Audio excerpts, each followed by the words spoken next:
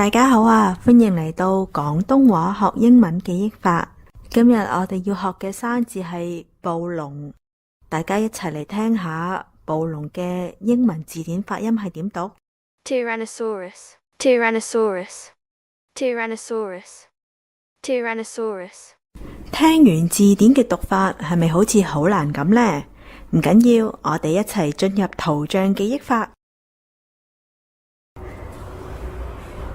首先，我哋見到畫面上有一條好彎嘅跑道，佢咁彎，我哋就叫佢做 Tijuana 道啦。重要嘅是，我哋要記3次 Tijuana Tijuana Tijuana。哇！而家有隻好可愛嘅恐龍仔騎住跑車喺跑道上出現咗啦。原來恐龍仔好鍾意梳頭㗎。重要嘅詞要提3次。梳梳梳，除咗梳頭，佢仲好鍾意攞個鏟嚟挖屎添，挖屎挖屎挖屎。